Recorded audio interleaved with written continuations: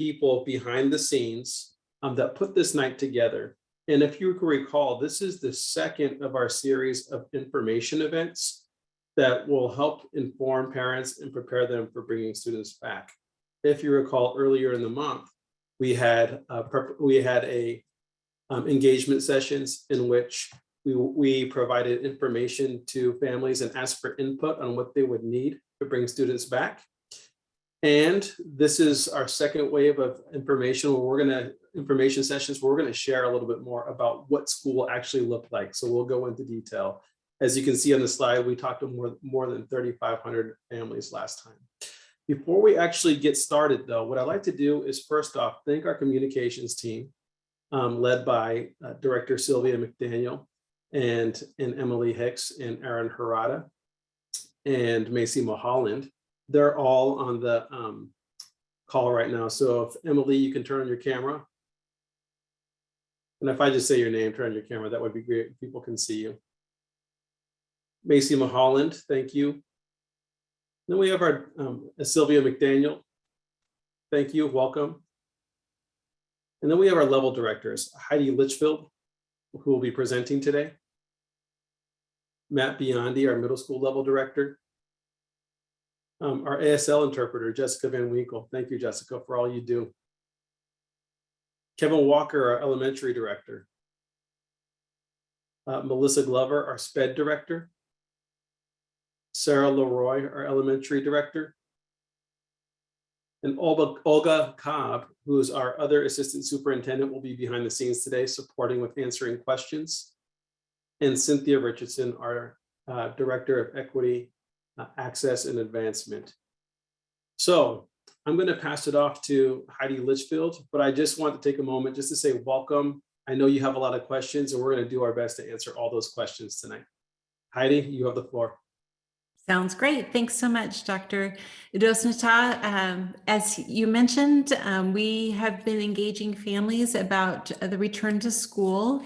We have over 40,000 students in the Salem-Keizer Public Schools, and we've talked to 3,500 families to answer their questions about returning to school in the fall. And we're very excited to have over 900 people join us this evening in this family engagement opportunity.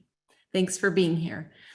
We know you have questions for us, and we definitely have planned this evening with time to answer all those questions. We're going to focus on elementary and secondary tonight. About half of the 1 hour is dedicated to a presentation. But during that time, feel free to ask questions in the Q&A, or you can wait until, toward the end and see if your questions get answered. If they don't, then we will be reading aloud some of those questions and answering them for you this evening. So we hope by the end of the evening, you'll have all your questions answered and feel like your student is ready to return to Salem-Keizer Public Schools in just a few weeks. At the end of the meeting, we're going to turn off our microphones and cameras and allow the meeting to just run so that you can read through some of those responses. Olga Cobb, our assistant superintendent, is behind the scenes answering questions, and so you'll be able to read through her responses. So use that Q&A feature to indicate in writing any questions you have for us tonight, and we'll make sure to answer them. So this year, we're looking forward to welcoming students back. We're committed to 5 days a week of in-person instruction. All of us really want this pandemic to end and for us to get back to normal. And so we're committed to multiple layers of protection so that we can have 5 days a week of in-person instruction and keep students and staff in schools. We know that vaccinations are really important and a good tool in getting past the pandemic. And so we need to have multiple layers of protection in place as the Delta variant impacts our community. From our health experts, we've learned the Delta variant is very contagious. And so we'll have safety protocols in place to keep schools open. We must all work together to help reduce the spread of COVID-19 in our communities, schools, and in our workplaces. Equity in Salem-Keizer Public Schools should not be confused with equality. In equality, all students are treated the same. Equity will be attained when the achievements of our historically underserved students match the outcomes of students in the dominant culture, when underserved groups increase in capacity and power, and when barriers to student success have been mitigated or eliminated. This commitment means that student success will not be predicted nor predetermined by characteristics such as race, national origin, religion, disability, geographic location, economic circumstances, mobility, native language, sexual orientation, gender identity, or level of proficiency upon entering our schools. And I'm going to kick it off to Sarah Leroy, our other elementary director, and she's going to take over for slide 6. Thank you, Heidi. Good evening. COVID-19 impacts us all daily, and it is important that we follow the recommended health and safety protocols, such as wearing a face covering, hand washing, and maintaining 3 feet of physical distance. These layers of protection significantly reduce the spread of this virus in our communities, schools, and workplaces. This is very important as we bring students back for full-time in-person instruction and our ability to maintain safe and healthy learning environments for all students. The following are key components of our health and safety plan. Vaccination is recommended as the #1 option to end the pandemic. Salem-Keizer Public Schools will continue to partner with health agencies to provide access to vaccination clinics. Face coverings are required indoors and on school buses, but not required outdoors. Exceptions to face coverings are only made through a 504 plan or an individual education plan team decision. At least 3 feet of distancing will be used whenever possible. We will continue frequent hand washing and access to hand sanitizer. We will maximize use of outdoor air and increase airflow indoors. Our custodial staff will continue cleaning our buildings and disinfecting as per our daily protocols. For meals, cafeterias will be used to the extent possible. 3 feet of distancing will be maintained to the greatest extent possible. All students and staff must use hand sanitizer upon entering and exiting the cafeteria.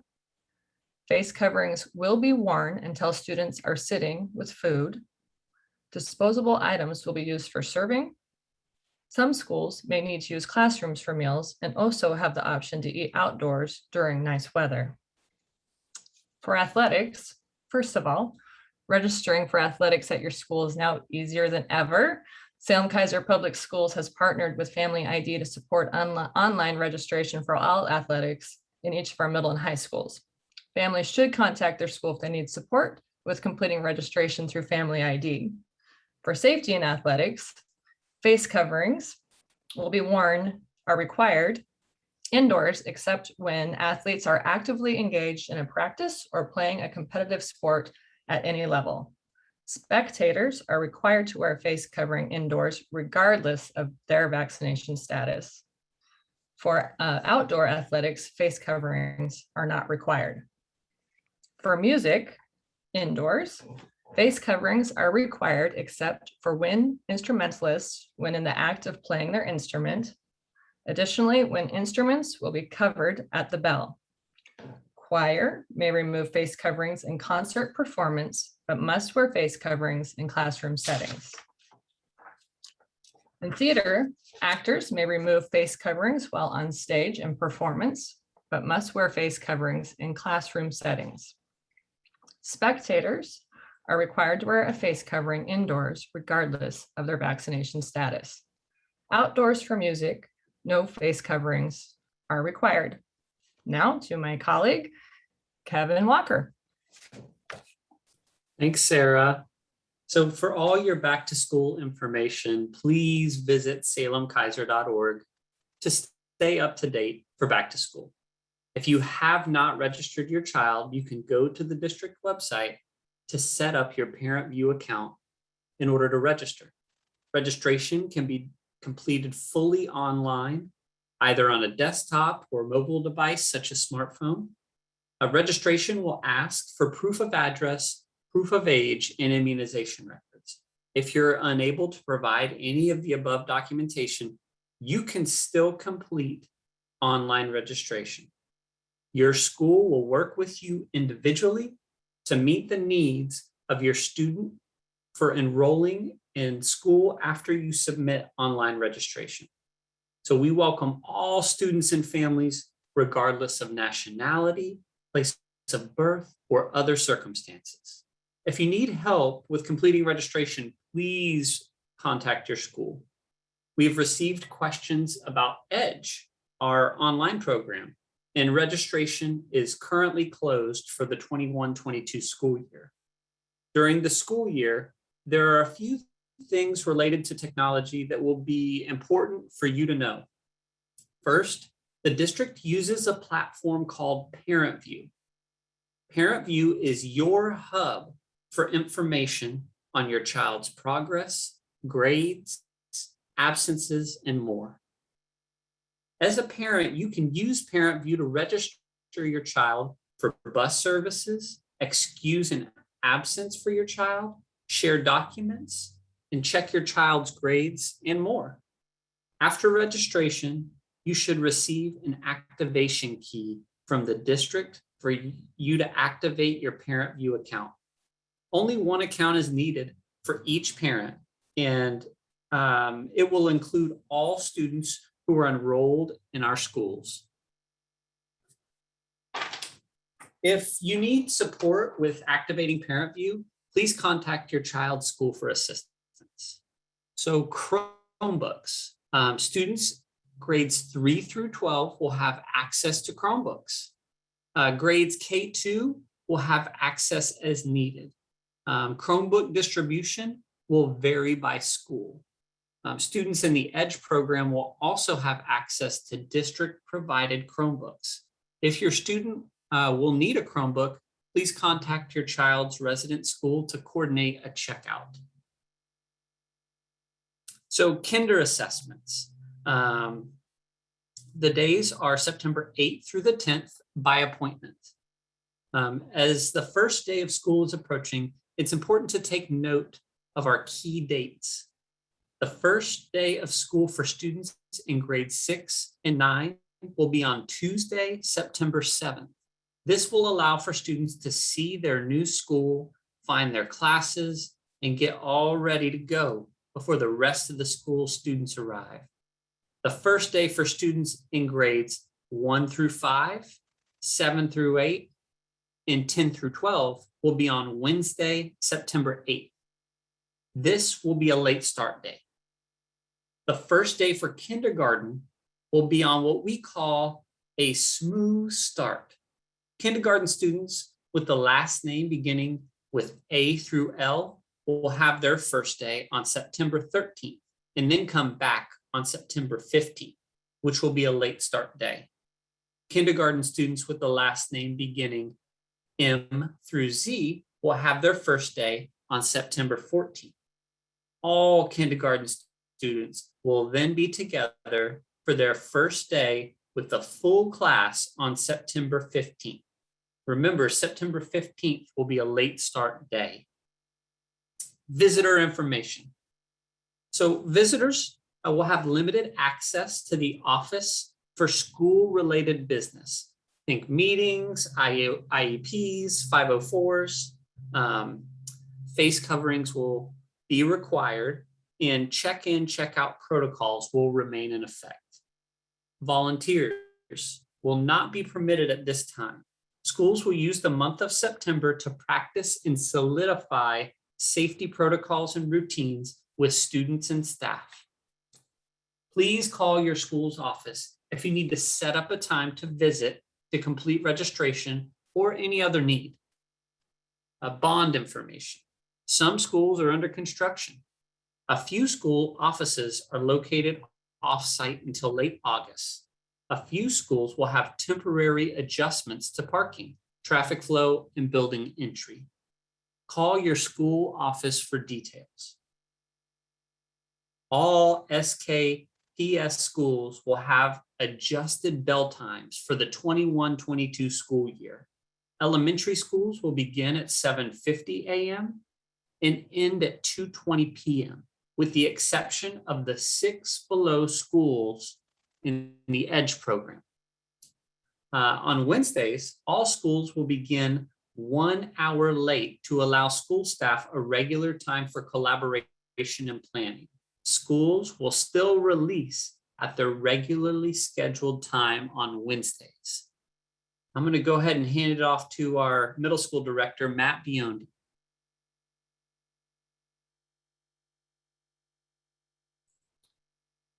Sorry about that. Thanks, Kevin. Good evening, everyone. Matt Biondi, middle school director. Sorry, I've been so engaged in answering questions in the chat, I've lost my place. But so bell schedules for secondary school, you can see them on the slide. Middle schools, all middle schools, interestingly enough, will be starting at 9:20 in the morning, and it'll all be done at 4 o'clock in the afternoon, with the exception of a new alternative ed middle school that we are starting this year. High schools will also all begin at 8:30, release at 3:25, and there's an exception for the CTEC program, which has always run on a little slightly different schedule because the students transport back and forth from their from CTEC to their high school each day. And just like elementary schools, all Wednesdays, and it really is all Wednesday, even the first Wednesday of the year, I saw that question in the chat, we will be on a 1 hour late arrival schedule to allow school staff a regular time for collaboration and planning. Schools will still release at their regularly scheduled time on Wednesdays. So the end time is the same as what you see on the slide. So you might ask, why did we make this change with our bell times? And there's a number of reasons for that. Some of them are the fact that parents, we've heard a lot from parents over the years where they really wanted their high school or middle school student to be able to take their elementary sibling, brother or sister, to the bus stop or to school, and before they left for their secondary school, and parents wanting to avoid having younger children in the home and being kind of the last one to leave the house. And so that's something that we've heard from our families. We also know from research that lots of research on the biorhythms of our secondary kids, that really it's just better for them to be able to go to school a little later. They're just more alert, more engaged. And so being able to flip to a later start time for our high school and middle school students has been something we've been wanting for a long time. And this adjustment does allow for us, as I mentioned before, to have a 1 hour late arrival time once a week. And this is really important to give our staff time to be able to work on the key initiatives that we have in our district, to work together collaboratively to support students. And it will ensure that all of our elementary schools have the exact same instructional time in their day. And that hasn't been the case in the past. And that was really critical for us to be able to have a schedule where all of our elementary students have had a 6.5 hour day, providing them equal access to the instructional minutes across our whole system. So that's really important for us. We do have a number of schools, and you can see long lists there under the different program providers that will be providing before or after school programs this year. And so please look at the list and connect with the phone number up there of the different provider that is offering that service. And if you don't have time or the ability, can't write that number down, just simply call your school and talk to them about what that provider is going to be able to provide for your child this year. In addition to these schools, there's 5 other schools that have a really close relationship with the Boys and Girls Club. It's Grant, Sweigel. So I'll say this again slowly: Grant, Sweigel, Hoover, Kennedy, and Richmond. These 5 schools have other relationships with the Boys and Girls Club. So there's also opportunities in those schools, even though they're not listed on this list here. So I think just if you have questions about any of that, just please contact your your school and ask them about what support they have for before after school program. And in addition, we do have this year for first time in a while across all of our middle schools, we'll have the ability to have some before and after school programming as well.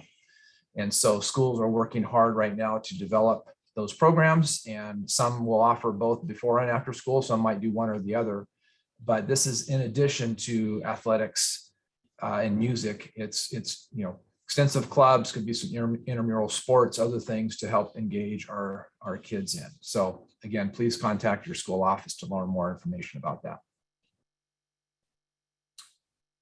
And it's that time of year for transportation to sign up. It's really important that we do that.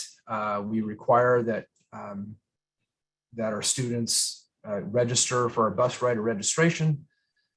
And for those who are requesting transportation, this really helps us being able to serve students in the most efficient way. And just as a reminder, transportation eligible means that student lives at a residence within their neighborhood school attendance boundary, and the residence is outside the state of Oregon's defined outside the state of Oregon's defined walk zone. So walk zone for a mile for elementary students is 1 mile. And for secondary students, it's 1.5 miles. So for students that live outside of that walk zone, we want to serve them with their transportation. So it's just important that we get signed up. Students receiving transportation as a related service as part of an IEP, individualized education plan, will have their request initiated through their teacher or case manager. And benefits to rider registration. Why have we done this? This has been a change over the last year or 18 months. It really enhances student safety for us. Students get on the correct bus. It limits overcrowding, helps us navigate that, helps improve student conduct, and restricts unauthorized riders. Gives us more accurate communication with you, with the parents and community, and it saves us money in being more efficient in our routing. So I'm going to finish up with this slide, then I'll shoot it over to our Director of Student Services, Melissa Glover, for the last couple of slides. But we do have something that we're starting this year called Parentsquare. We received feedback from families and students and staff on the communications review audit that we did earlier this year, provided us some valuable information on how better to communicate in our schools and as a district. And so the result of this was us launching something called Parentsquare to centralize communication for the 2001-2002 school year. So Parentsquare is an application, can be downloaded on the Apple App Store or on Google Play. However, it's an app. However, an app is not necessary to receive notifications. So that not downloading it doesn't prevent you from getting those notifications. Families can install the app and create an account to access news from their school and district information. All families will receive emergency notification through Parentsquare, even if they choose not to install the app. So that's really important.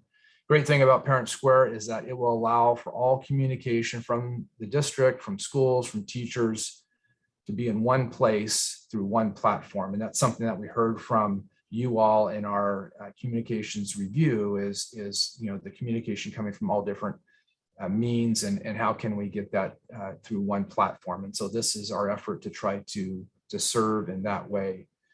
Families will be able to fully customize their notification preferences to fit the needs of their family and their students. So as I mentioned before, I'm going to turn it over to Melissa Glover for the next couple of slides. Thanks, Matt. So we have been getting a lot of questions about students that experience a disability and what are the steps to support them this school year.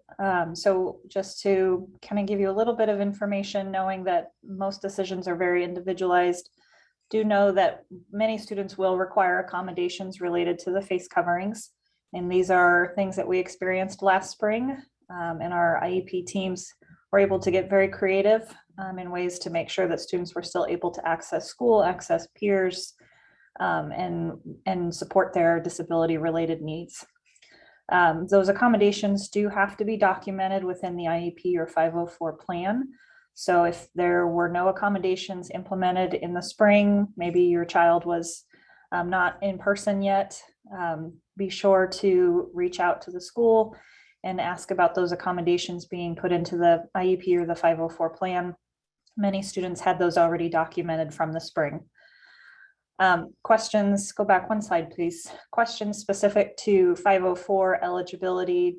Just know that if your child does not already have an IEP or 504 plan, that there will need to be some sort of documentation from a healthcare provider related to the disability that makes face coverings a challenge for your child. But do know that no matter what, if a student has a disability that makes it so that they cannot wear a mask or wear a mask consistently, they will not be excluded from school or from their peers. So just know that you have the right to request that IEP or 504 meeting. And I have seen in the chat several questions about that, or in the Q&A, I should say. And just know that staff return next week. So if you've reached out to your child's counselor for 504 or to an IEP case manager, they will be back early next week. And so I know that they've already gotten started on trying to set up some IEP and 504 meetings. The other thing to know, and this is really specific to students with IEPs, so students that receive special education services. This year, during your annual IEP meeting, we are going to be discussing what we're calling recovery services. So special education services that will sort of address the impact over the last year related to the disability. And so we're working with our teachers over the next couple of weeks to really think about what recovery services means and what that looks like for students. And so know that that will be a topic of conversation at your annual IEP meeting.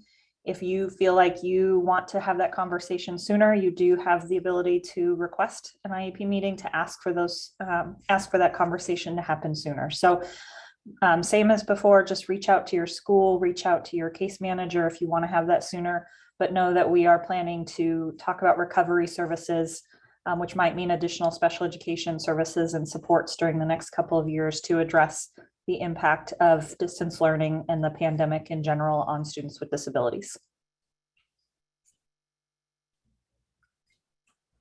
Thanks, Melissa.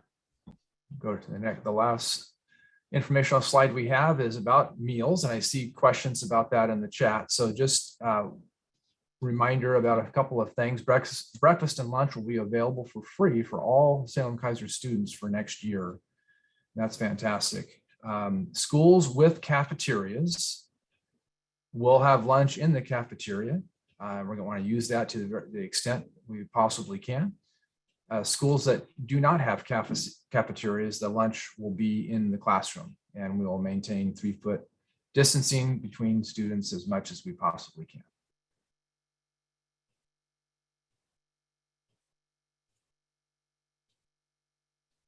Well, thank you very much for your attendance. We have over 1,000 who attended this evening, and we really appreciate that. And there will be this recording. This is another question in the chat. I saw that the recording of this will be available after this meeting for you to refer to, or for others to refer to. And we will continue to answer questions in the chat. And I think I'm going to throw it to Emily for some questions potentially that we're going to answer. Yes, thank you. So I'm seeing quite a few questions in the chat regarding lunch. So could you explain a little bit about how distancing will be handled during lunch and when students will be eating lunch and where they'll be eating lunch at all the different levels? Maybe we can start with our elementary team.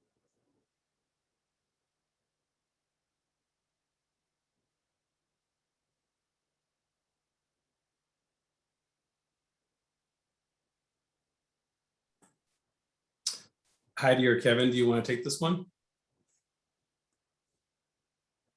I can get it. I Sarah. apologize, my internet was unstable, so. Thanks, Okay. Sarah.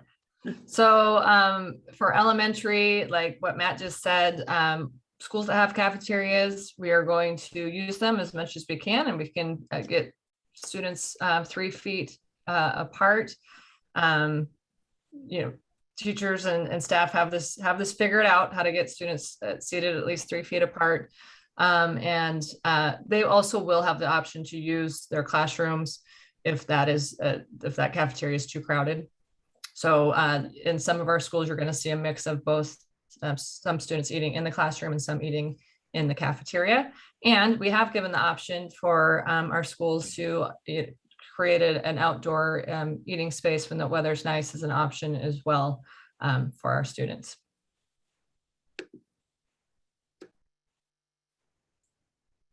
Yeah, I think it's similar for secondary schools. We're looking at our spaces and wanting to keep that 3 feet distance to the extent that we can. And I think all the schools are looking at how to do that. And I think they've come up with plans to do that. Some of our larger high schools might be using an alternate space or an additional space along with the lunchroom per se. There might be a classroom or two being used for some overflow or something like that. But we think we have plans so that we can get students safely in and out of the lunchroom just fine.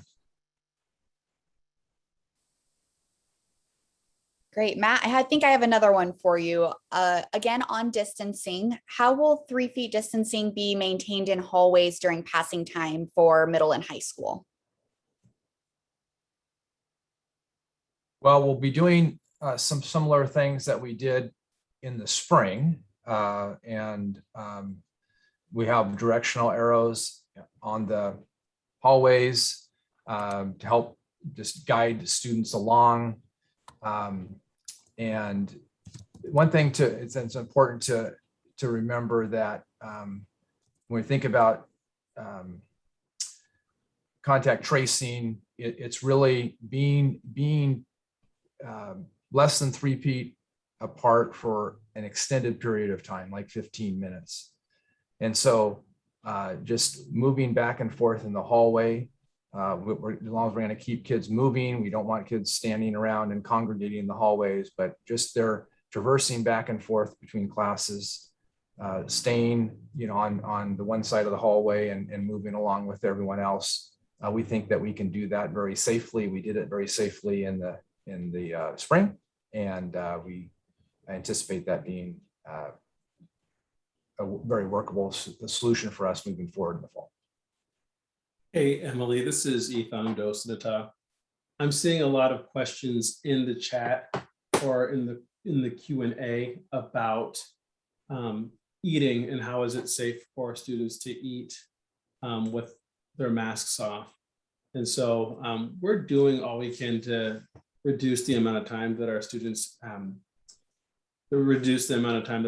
have their face coverings on during the meal times. So reduce the amount of time they have their face coverings off during meal times. And so what we'll do is have our students keep their face coverings on until they receive their meals and have their meals in hand. And then they'll have time to eat their food and then put their face coverings back on. Also, we're continuing to follow safety protocols such as keeping hands washed and sanitized, wearing face coverings, and physical distancing to the greatest extent possible. These are all the same protocols that we followed last year, and we were able to keep students safe and reduce and minimize outbreaks. And so we anticipate if we follow our safety protocols this year, we will be able to do the same. Great, thank you, Ethan. Macy, would you be able to pull up the slide again that has the first days of school? I'm seeing quite a few questions of confusion about what the first day of school is and how that late start day on Wednesday impacts the first days of school. Could we go over that one more time, team, and also talk about how if EDGE is along that same schedule? Yeah, I'm happy to go over that slide again. Really this, and I'm gonna go a little bit slower this time. So kinder assessment days, be looking for somebody from your school to reach out and schedule a kinder assessment with you. They're done by appointment, September 8th through the 10th. So, and it's really important to take note of these days. The first day of school for our students in grades 6 and 9 will be on Tuesday, September 7th. So this really just allows students to see their new school, find their classes, and get all ready to go before the rest of the students arrive. The first day for students in grades 1 through 5, 7 and 8, and 10th through 12th will be on Wednesday, September 8th. This is a late start day, meaning that school just starts 1 hour later than the normally scheduled time. And likewise for kindergartners, we have a really smooth start, a smooth transition into the school year for them. Students with the last name beginning with A through L will have their first day on September 13th and then come back on the 15th. So again, if you have a kindergartner and your last name begins with A through L, their first day of school will be on the 13th, but we will not see them back at school again until the 15th. The 15th. Hi, Kevin. Yeah, hi, Ethan. Hi, Kevin. Sorry to interrupt. This is Ethan. I think one of the questions that is confusing for parents is if I'm the parent of a 6th grader or a 9th grader, and my first day of school is on September 7th, will I also have school on September 8th? Yes, you will. Yep. Yes, Thank you you. will. Yep, you will have school on September 8th as well. That September 7th is just a nice smooth transition, a runway that we're creating during those transition grades to help those 6th and 9th graders get acclimated to their buildings and feel comfortable in the space. I was also going to interject that even though it's the very first day for all students in Salem-Keizer on September 8th, it is a Wednesday and it's a late start day. Yes, thank you, Heidi. Yep, and again, that late start just means an hour later than the normally scheduled start time. For kindergarten students with the last name M through Z, your first day is on September 14th, and then everybody comes together. All kindergartners, everybody else has already begun their year, but all kindergartners will come together on the 15th, which is a late start day, which means you start an hour later than your normally scheduled start time at your school. Schools will dismiss at the same time that they normally dismiss. I hope that helps. One last question related to this, Kevin. Will Edge start late on Wednesdays as well?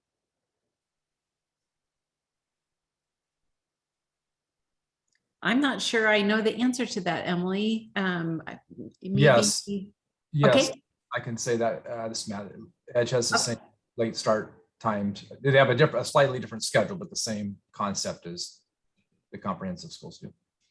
Perfect. Thanks, Matt.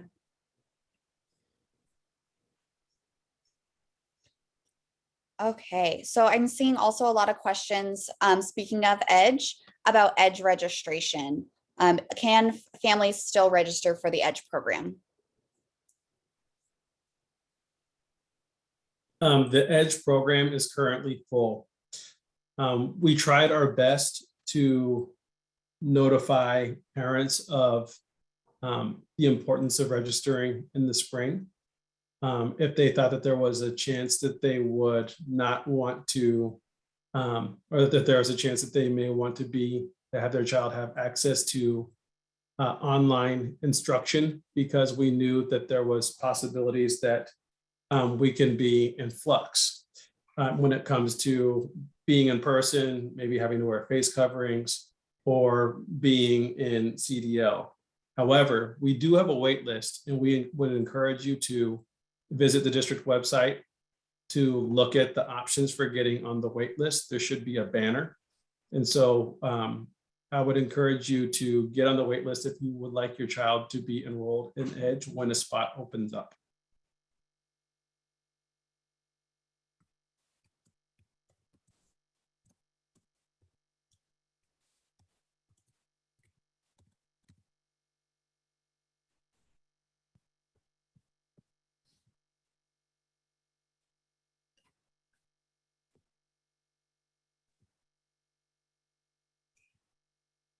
Do Emily? we have any other questions Yeah. popping up? Sorry, I was having issues getting back to my screen here. Emily, Emily, really quickly, there's lots of questions about before and after school care. And some of the schools were not listed on the one slide. So what do they do? Yes, I can take that one, Emily. thank you. Yes, so not all of our schools have before and after school care, but we did list those schools that have one of our 4 programs available, either Salem Child Development Center, Champions, the YMCA, or Boys and Girls Club. So if you have any questions about your particular school, you can just give a call to your school and see what the options are for your individual school and whether or not they have a before and after school. Great. And since we're talking about lunch again, I am seeing some additional questions about if it'll be hot lunch served during school, and then also if family members are able to join their student for breakfast or lunch at school. Yes, I can take that one as well. So there will be warm options served in the serving area of the cafeteria, and students eating in their individual classrooms, if that's the school plan, will go to the serving area and be able to pick up their lunch or breakfast. And then most schools are doing, at least at elementary, are doing breakfast in the classrooms. And then I forgot the second part of the question, Emily. If family members are able to join their student for lunch or breakfast. And I think Right. that's a good opportunity to talk about just visitors in general to school. Right. Yeah, as I think Kevin talked about, or Sarah, we are just going to take a little pause on visitors to school for the first month of September, see how the safety protocols and procedures go, make sure students are well trained, and kind of get everything off to a really good start. Parents are always welcome in our lobby to do business in the office, but we're not going to have parents going back to classrooms. So that would include lunch as well for the month of September. Sometime during September, we're going to kind of reevaluate how that's going. And if we feel like it's safe to include visitors, then we will get the word out and get information to parents that we can open that up. Our goal is, of course, to be as welcoming as possible with families. We just need to really concentrate on safety right now and make sure we have those protocols in place. Great. A question that I know that we are seeing a lot from our secondary students are, will lockers be able to be used this year at our secondary level? Director Biondi, would you like to take this one? I'd be happy to. I think the answer is a little different for high schools. I think the answer to that is yes. I haven't heard otherwise. For middle schools, the answer actually is going to be no.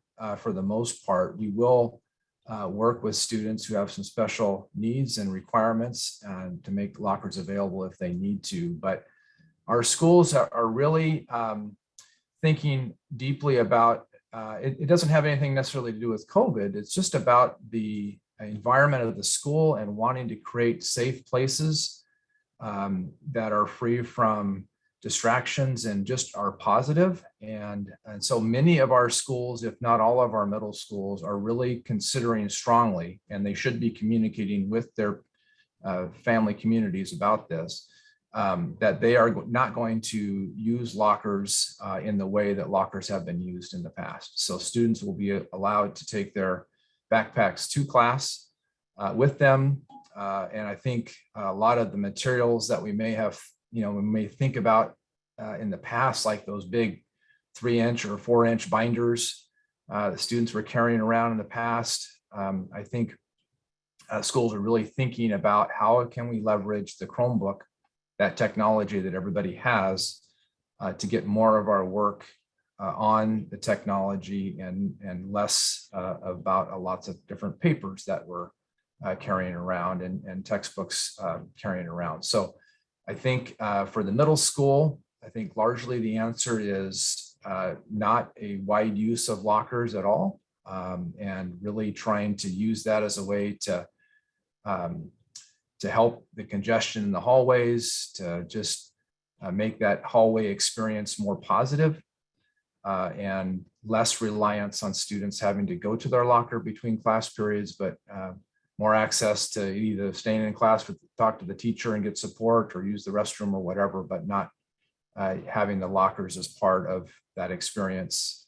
And honestly, we'll see how it goes. But I'm interested in their efforts and their thinking around that. So middle schools, no, probably. High schools, yes. Sorry, that was a long answer to the question. Thank you, Matt.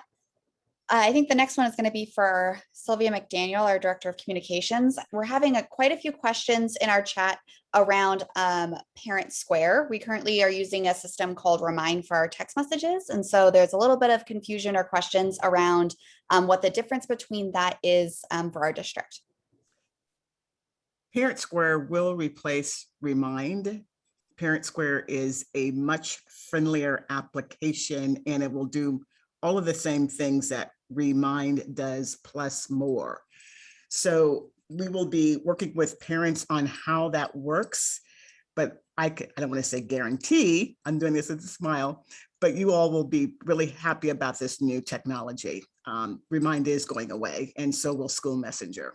We're going to combine the two into Parentsquare. Great, thank you, Sylvia.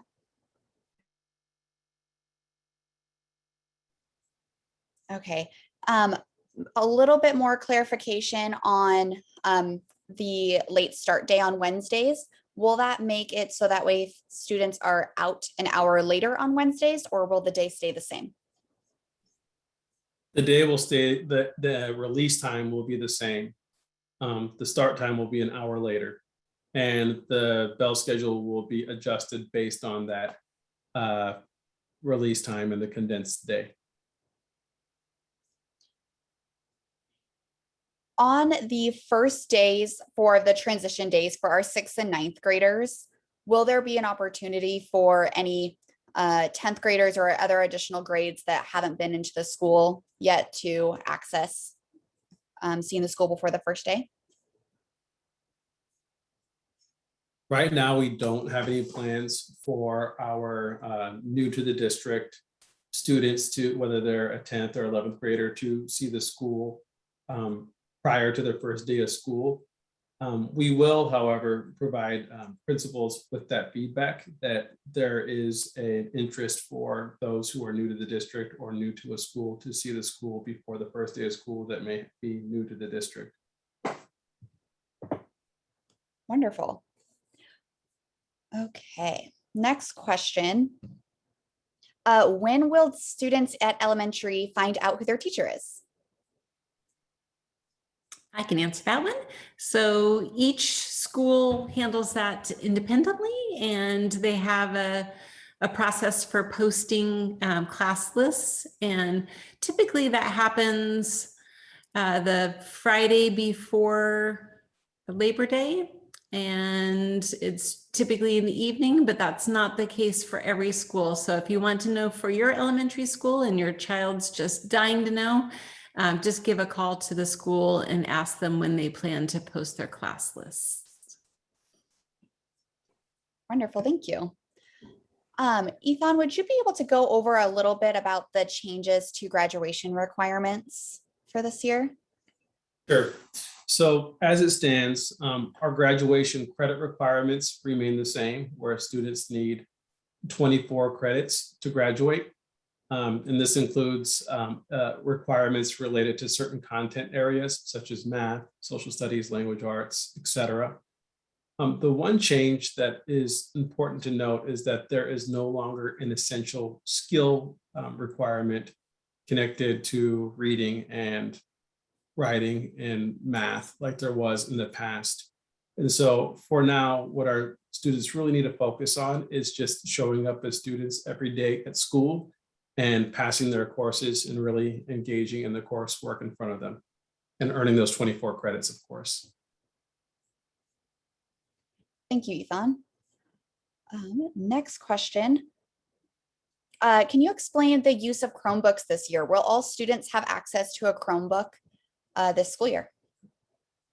That's a really good question. So for now, all students grades 3 through 12 will have a Chromebook issued to them.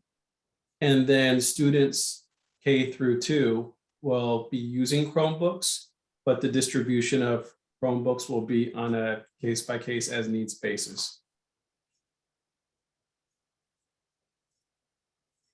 Awesome. I'm seeing, again, lots of questions about lunches and meals, and I'm seeing some confusion about if meals will be free and if they'll be free at all levels. And I believe the answer to that one is yes. That we do have free Yes. breakfast Yes. and That's correct, Emily. great. Yep. And then also, are students able to bring in their own lunch, or do they have to access lunch at school? Students may bring in their own lunch. Okay. Will schools be hosting information about their schools? I'm seeing questions about open houses or specific questions about specific schools. Yes, we're working out the details on what open house would look like so that we can have a safe open house opportunities for families to see schools and learn more about their child's school. But we haven't finalized those details yet. What we will do is work with our district health authority and our safety and risk director, and then communicate what the guidelines would be like for schools. And then our schools will communicate what those back to school nights will look like, or those open house nights will look like. Thank you, Ethan. Can you explain a little bit about how PE and or recess will be handled at school, and if kids will be required to wear face coverings or not during that? Do I have a level director who wants to take the recess one? I'll take the recess one. So for inside physical education, so in the gymnasium, students will need to wear masks because they'll be inside. For outside activities like recess or PE activities outside, students can put their mask in their pocket and not wear it outside.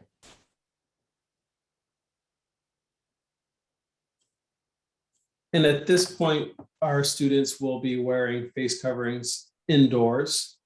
I want to get more detailed guidance about what that looks like in PE, so I'll come right back with that information.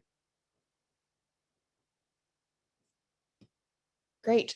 Can you explain a little bit more about the, about the process for if there is a positive case on site for COVID?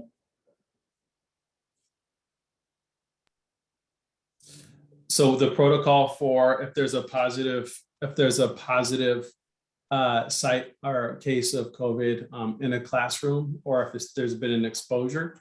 Yeah, so, yep, go ahead. Sorry, Ethan, go ahead. Yeah, sorry, yeah, so there's different types of notification that we'll do.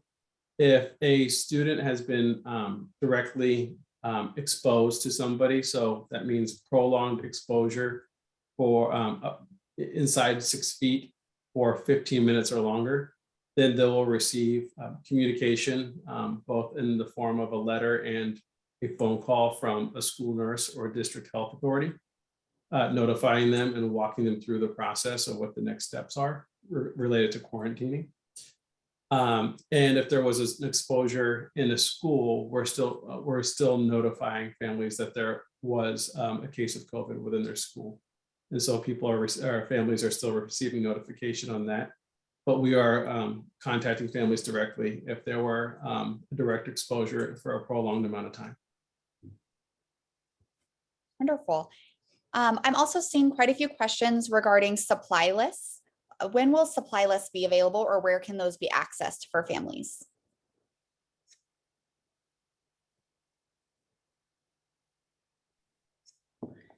Again, the best source of that information, since each school typically has a fairly unique set of supplies that they would like families to provide. So the best source is for your school website, or just to give a call to your school and they can send you a list. I will add to that really quickly that on the homepage of our district website, there is a story dedicated just to our back to school information.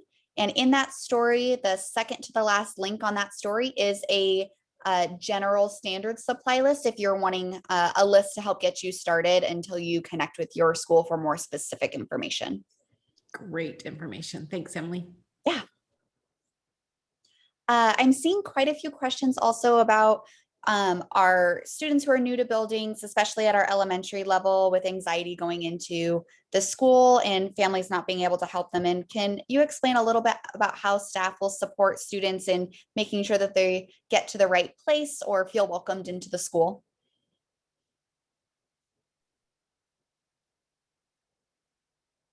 Definitely. So we will have all hands on deck those first few mornings of school, and probably quite a few weeks into the school year, just to make sure students feel comfortable, that parents have an opportunity to connect with a staff member who will ensure that their child gets safely to class and feels confident and secure with where they're going and who they'll be with throughout that school day. So we will take great care of them. Also, as we've mentioned earlier this evening, there'll be opportunities for like a back to school night or an open house. And so schools will be hosting those opportunities for families to come in, see, at least one parent will be able to see the classroom and get a good visual on where those students will be located all day. So we want you to feel comfortable and confident in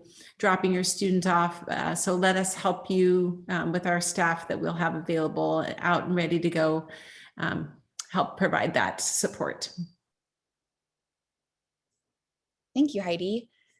So Ethan, it is 7:01. Do you want to take a couple more questions and then start wrapping up? We will be able to leave this open for a little bit longer after the meeting, so that way our families can continue to put their questions in here that will help us develop some FAQs for our website for after this meeting as well.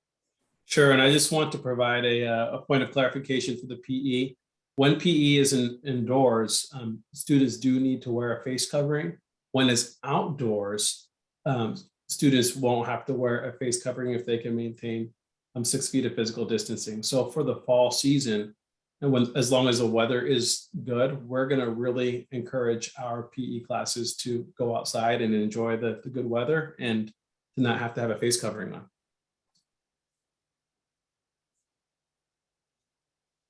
Fantastic. All right, is there And any? that, go ahead. Sorry, go ahead, Ethan. Sorry, I hit mute while I was still talking, just as a habit. So I was just going to say that we will keep that Q&A open. So if families have questions, and we had about 400 questions, we're able to answer a few hundred of them. But continue to ask questions, and we'll do our best to find ways to get those answers back to you.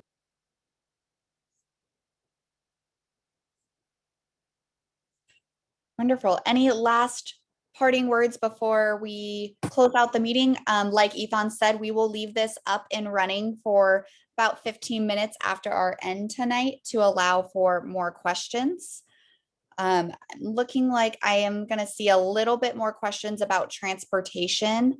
Can anyone go over the transportation aspect of how to register for transportation and access bus transportation? There's a transportation registration link at the district website where you can go and get answers. And I'm going to look for that real quick and see if I can drop it in the chat or on a question related to it. And so that families will know how to go about getting transportation for their students. And I do want to point out, I do see that we're getting some folks letting them know that the registration is not working. I do know our transportation team has been hard at work working on getting all those routes updated. So if you want your child to receive transportation this year, please go through and complete the registration process. And then your route information will be added as soon as possible once our transportation team finalizes that information. But also, I'll see if I can drop it into one of these chats here, but if you have any questions about transportation services, you can always reach out to our transportation services department. I'm going to quickly say that phone number for you, which is going to be 503-399-1010. 1000, and they'll be able to support with answering some questions you may have about bus rider registration.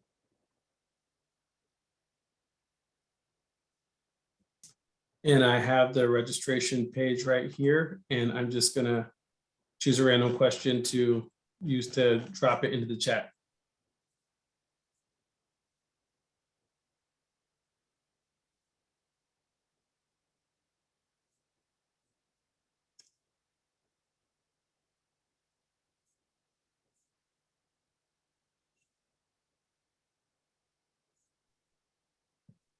Okay, everybody, the time is 7:04. We really do appreciate you taking the time out of your busy schedules to come and learn about ways that we are trying to prepare for a successful return to schools this fall. I know that this school year will look a little bit different than it has the last couple of school years, but we do believe that getting kids back to school 5 days a week is important for students, and we're committed to doing so. And even if it means we need to have face coverings in the meantime, we think that the benefit of getting kids back in school will be really good for them. And so we're looking forward to doing that and getting kids back safely. It gives us an opportunity to do so safely. And remember, we're going to be taking other safety measures, but what's most important is that students will be with us and with their peers learning. And we're really looking forward to that, because that's why we got into this business. And so we're just thankful that you all are trusting us with this, and we appreciate your time tonight. And if there's not anything else for the good, we're going to sign off. So thanks again for